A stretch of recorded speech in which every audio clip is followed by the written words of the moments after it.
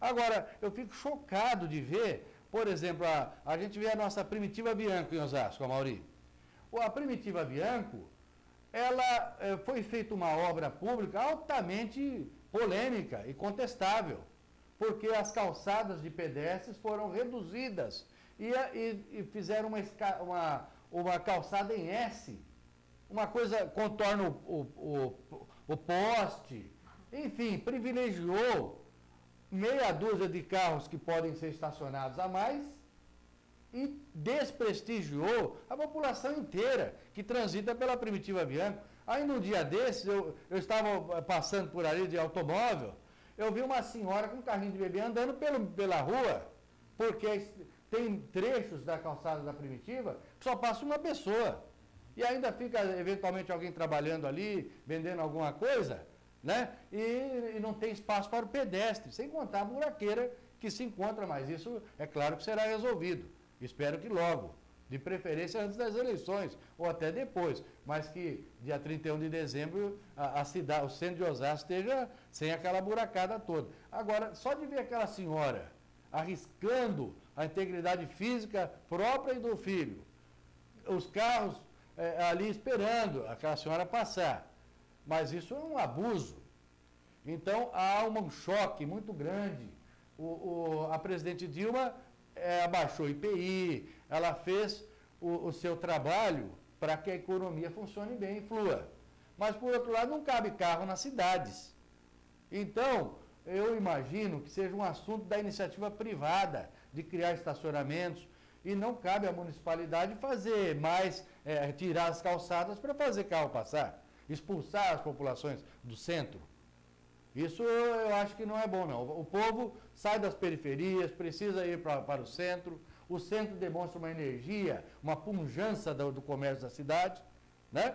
E ali estão todos os serviços públicos essenciais, como hospitais, como escolas, o transporte para a capital. Então é passagem obrigatória e precisa ser melhor zelado pela administração. É isso que nós esperamos para a nossa cidade, que ela seja administrada com ética, em primeiro lugar, porque o dinheiro que falta, a educação, a saúde, a mobilidade urbana, a segurança urbana, é o que vai pelo ralo, Amaury, ou no desperdício ou no desvio. Então, o político que se cuide, porque tem muita gente de olho para poder zelar pela sua cidadania em vista do serviço público municipal. Acho que está faltando também a criação de um projeto de mobilidade de homens públicos, né, de pessoas que foram eleitas para trabalhar e que estão meio inativos. A questão, o senhor falou uma questão do trânsito, é só uma das questões. O trânsito, por exemplo, você não vê, há quantos anos você não vê na região obras que vêm a resolver essa questão. A questão do tráfego intenso. Osasco hoje é o caos. Osasco, às 8 da manhã e às 5 da tarde, ninguém vai para lugar nenhum, você não consegue nem ir até o centro da cidade. Agora, eu só queria colocar, só fechar essa frase, porque eu acho que há, assim, uma discussão demagógica em cima dos problemas que existem, mas não há ação para se resolver isso. Ação. Não há obras que resolvam essas questões. O governo do estado, a gente verificou que aqui na região, pelo menos, mexeu na Marginal, Rodoanel, uma série de coisas. Agora, os municípios com raízes exceções, que é Barueri, não tem mexido. Não há planejamento, Amaury. O que foi feito no Largo de Osasco, o calçadão da Antônio Agu, descalçando toda a extensão, aquilo é uma falta de planejamento, é uma falta de engenharia. Eu não sou engenheiro, mas meu filho mas eu vejo que é uma situação caótica e inadmissível. Um desrespeito para com as pessoas. As transversais estão ali, toda descalçada. As pessoas não têm como passar. Uma pessoa com uma muleta, uma cadeira de roda, não transita mais na Antônio Agu. Então, essas coisas são absurdas de estarem acontecendo numa cidade do porte de Osasco. Né? Agora, para o transporte público, há quem sugira a criação de um órgão com gente especializada, uma secretaria especializada com engenheiros de tráfego, para poderem dar alguma solução. Mas, com certeza, a solução não é pôr mais carro na rua, né? A solução é tirar os carros da rua e também não é fazer mais ponte, porque onde fizer uma ponte e um túnel, vai passar carro.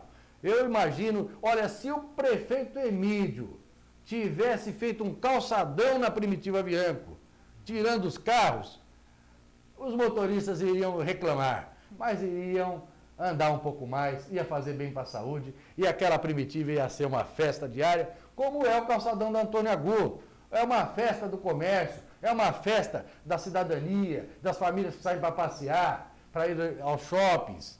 Então, faltou uma disposição de pensar no pedestre, dar privilégio ao pedestre e não aos condutores. E o condutor também é um pedestre, né?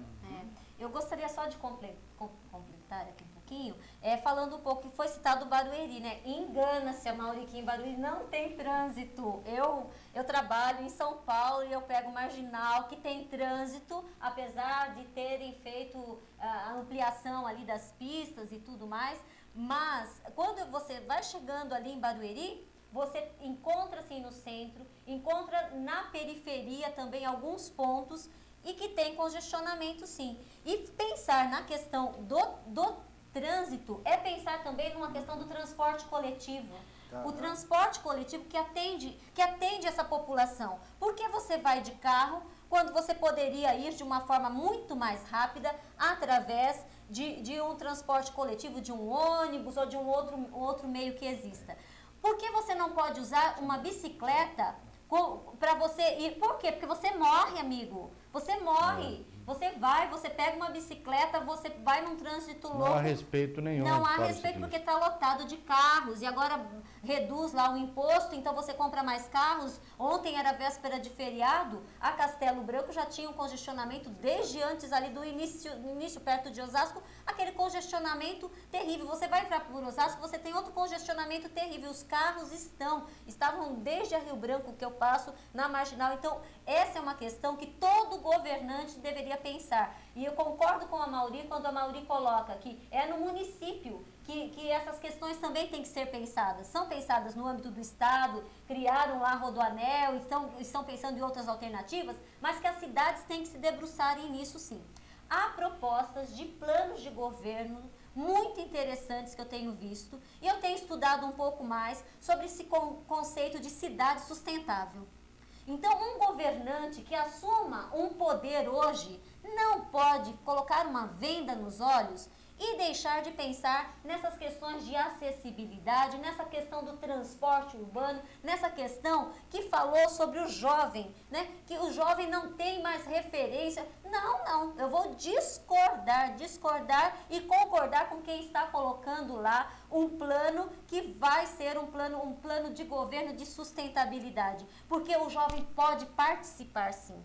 O jovem pode interagir sim. O jovem tem muitos talentos escondidos neles. Eles precisam que essas pessoas que passaram por uma repressão, que ainda estão na educação, que ainda estão no poder, que ainda podem fazer, que resgatem nesse jovem o direito dessa participação. Mas não é uma participação ingênua de um falar e o outro ficar apenas ouvindo. Eu queria saber o que os ouvintes estão pensando acerca dos assuntos que nós estamos abordando aqui.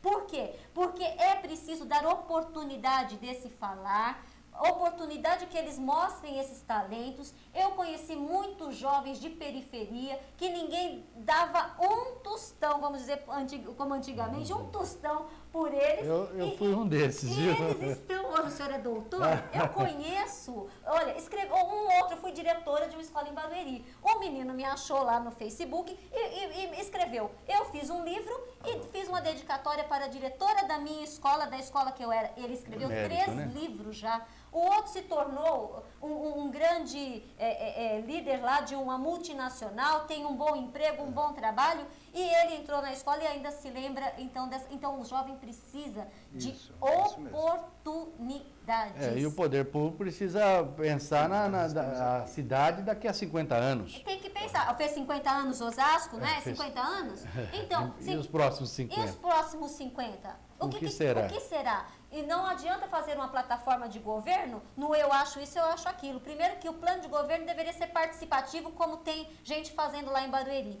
Põe o povo para dizer o que é que ele precisa e dar ideias. Depois, implementa um programa de sustentabilidade, que essas questões que a gente está vendo do lixo, essa questão ali do acesso, da acessibilidade, não só a gente cai nas calçadas mesmo, estraga salto de sapatos. Eu que sou baixinha só de sapato de salto, a gente não consegue andar. Não consegue andar porque as pessoas não pensam. A gente que tem uma condição já que favorece, não tem, imagine aquele que é portador, que é uma pessoa com deficiência, que é o termo correto de se usar, que ele não porta nada, que a pessoa com deficiência, ela não tenha essa condição de ir e vir, que é a primeira condição da liberdade, não é isso? Seria a democratização da oportunidade. Todo mundo tem que ter oportunidade de ir estudar, de ir trabalhar. De ir e vir, né? Doutor? De ir e vir, de fazer, de acontecer. Quem diz é Sartre, que o ser humano o ser humano está, ele é autor e personagem da sua história. Isso. Ele é importante, ele tem que ser o objeto do poder público, da política pública. O prefeito que faz uma obra faraônica, ou desnecessária, ou não prioritária, ele está tomando daquele cidadão que precisa do serviço público. Cidadão da periferia, que o Estado, às vezes, a única presença que o Estado tem na vida de milhões de brasileiros, Amaury e professora Silvia, é a escola. É a única hora que o cidadão, o jovem, o menino, ele foi assistido pelo Estado. Foi na escola e nunca mais ele tem a presença do Estado na sua vida. Ele só é um contribuinte. Obrigatório ainda por cima.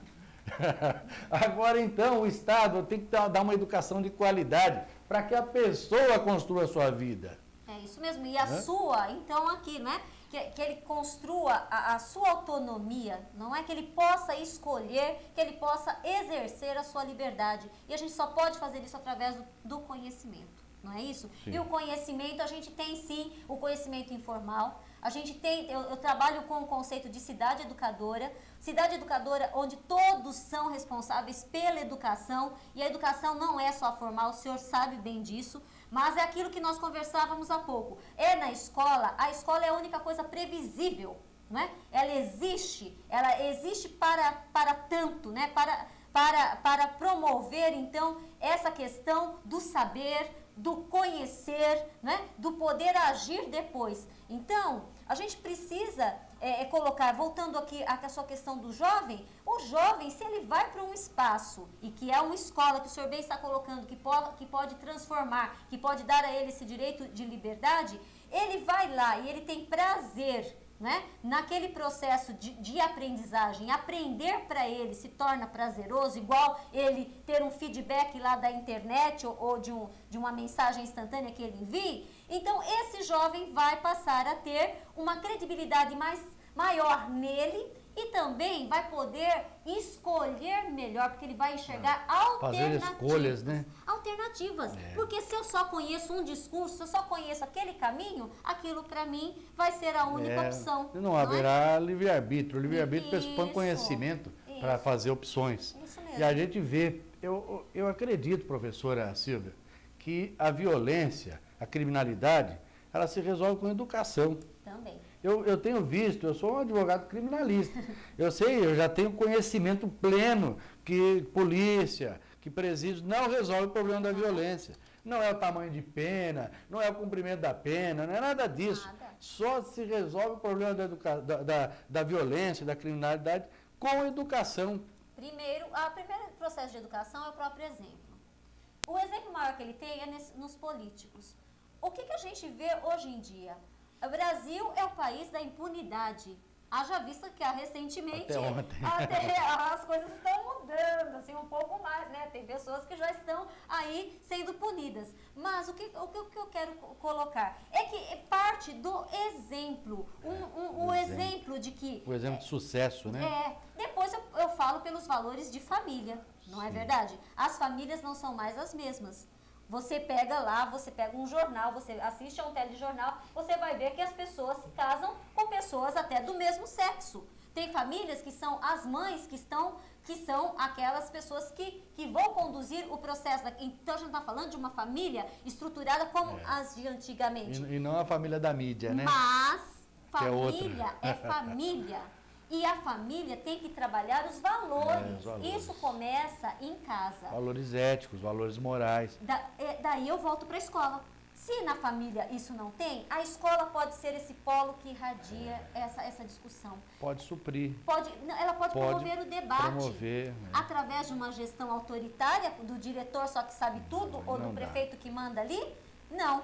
Através de uma gestão participativa, onde você traga todo o seu entorno para a escola e você debata essas questões todas que acontecem, até mesmo da violência. Porque internamente a violência também acontece em forma de bullying, acontece em formas veladas, em formas menos explícitas em sala de aula, acontece no contexto da própria escola. Então você vai trabalhar então uma educação para a paz, uma educação para a não violência, não somente através, é preciso você ter segurança na rua, você ter um ambiente da guarda municipal atuando como alguém que vá orientar, que vá transmitir esse processo, mas não em algo repressor. Eu estou falando de segurança não no termo repressor, mas que dê uma tranquilidade, que traga esta paz. E na escola, a educação, então, sendo através dos seus próprios exemplos, porque alguém tem que ser exemplo. Certo. Você não tem exemplo em lugar nenhum, e o exemplo tem sido o mais negativo possível.